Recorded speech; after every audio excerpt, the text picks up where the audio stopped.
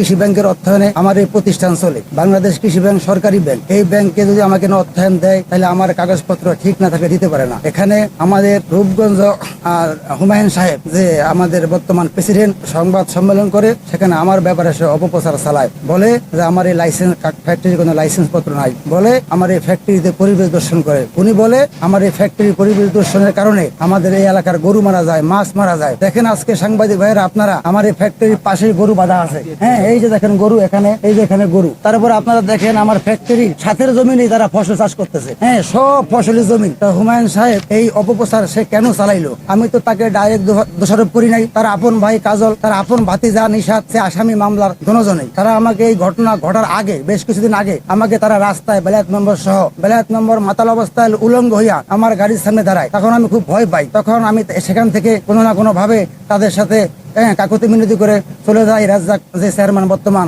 ভারপ্রাপ্ত, তার বাড়িতে যা বললাম যে এই ঘটনা। তখন হুমায়ুন সাহেবকে সে ডাইরেক্ট ফোন দিল। ফোন দিয়ে বললো তোমার ভাতিজা, তোমার ভাই এই ভদ্রলোক এই কাজ করে, এতে তোমার মান সম্মান যাইব। সে তেমন একটা মাথা নাড়া দিল না। তারপরে বেশ কিছুদিন পরে তার ভাতিজা নিশাত এবং তার ভাই কাজল এবং বেলায়েত নম্বর 3 জন বললো, আমার যে কোম্পানির এডমিন আব্দুর রশিদ সাহেব ভদ্রলোকে বললো যে আমরা আপনার মালিকের লোকে বসতে চাই। বললো আমার মালিক তো আপনার সাথে ডাইরেক্ট বসতে চায় না। কেন? এটা তাদেরকে বলা হয় নাই। আমি তাদেরকে ভয় পাই, তাদেরকে আমি ডরাই। তারা সন্ত্রাসী। আমি জানি এই দেশে কোনো মিল ফ্যাক্টরি হয় না কেন, এত জায়গা খালি কেন, এই দেশে কেউ কোনো ইনভেস্ট করতে আসতে পারে না। যদিও আসতে চায় তাদের হানায়, তাদের ভয়ে তারা আবার ফিরে চলে যায়। এরকম আমার মতো অনেক লোক এলাকায় আছে। আস্তে আস্তে আপনারা সবই পাইবেন। প্রিয় সাংবাদিক ভাইরা, প্রিয় দেশবাসী ভাইরা, আপনাদের কাছে আমার অনুরোধ, যারা এই ঘটনাতে জড়িত, যারা দোষী, তাদেরকে যেন অতি তাড়াতাড়ি আইনের আওতায় নেওয়া হয়। আমি আরো একটু বলতে চাই, নারায়ণগঞ্জ যে পুলিশের যে বর্তমান থানার যে ওসি সাবজেল হোসেন, এই ভদ্রলোক এই ঘটনাস্থলে আসে এবং নারায়ণগঞ্জের পুলিশ সুপারও সার্কেল এসপি সেও ঘটনাস্থলে আসে এবং আসার পরে সেখানে ছিল আপনার এএসআই শফিকুর রহমান, যে আমার মামলার আয়ু। আসার পরে অতি সাহেব আমাকে আশ্বাস দেয় আপনি মামলা করেন, আমরা মামলা নিব। তার উপর ভরসা করে আমি থানায় যাই। থানায় যাওয়ার পর মামলা দায়ের করি, সঠিক তদন্ত, সঠিক বিচার চাই।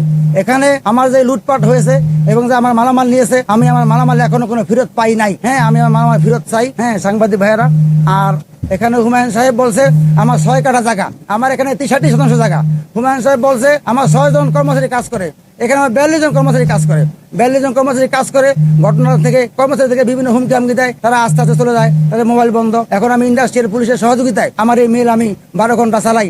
আমার এই মিলে 24 ঘন্টায় 40 টন 40,000 কেজি মাল প্রোডাকশন হইতো, এখন মাত্র 5 টন মাল প্রোডাকশন হয়। ওয়ার্কার ডরে এখানে আসতে চায় না। আমি অনেক ক্ষতিগ্রস্ত, প্রতিদিন মিল চালাই। বর্তমান এখানে আমার প্রায় 50,340 টাকা লোকসান হয়। সরকারের কাছে আমার আবেদন, সঠিক বিচার চাই। এবং আজকে যদি এখান থেকে আমি চলে যাই, এখানে মিল ফ্যাক্টরি না করি, তাইলে বাংলাদেশের কোন লোক, বিদেশি কোন ইনভেস্টার এই রূপগঞ্জ ইন্ডাস্ট্রিয়াল এরিয়া আসবে না। তাই সরকার সঠিকভাবে তদন্ত করুক এবং সরকার সঠিকভাবে আসামিদেরকে বিচারের আওতায় নেওক, তাদেরকে রিমান্ড দেব।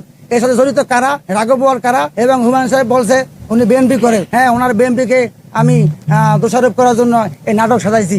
আমি কি করি, আমার বংশ কি করে, আমার বাপ কি করে, আমি আওয়ামী লীগের লোক কিনা, হ্যাঁ আপনারা তদন্ত করেন। এবং এই আওয়ামী লীগ সরকার যখন 2008 সালে ক্ষমতায় আসে, রোজ বৃহস্পতিবার 12 তারিখ ভোর 5টায় নারায়ণগঞ্জ বাইজিৎ ফুড অ্যান্ড কনজিউমার প্রোডাক্টস নামে একটা প্রতিষ্ঠান ছিল, সেই প্রতিষ্ঠানের মালিক আমি ছিলাম। সেখানে 1000 কোটি টাকা আমার ধ্বংস করে সরকার। হ্যাঁ, আমিও সরকারের কাছে অনেক ক্ষতিগ্রস্ত, সেটা আওয়ামী লীগ সরকার। আমি একজন প্রবাসী সৌদি আরবের, আমি 17 বছর এই প্রবাসী ছিলাম, এখন বাংলাদেশে আসছি।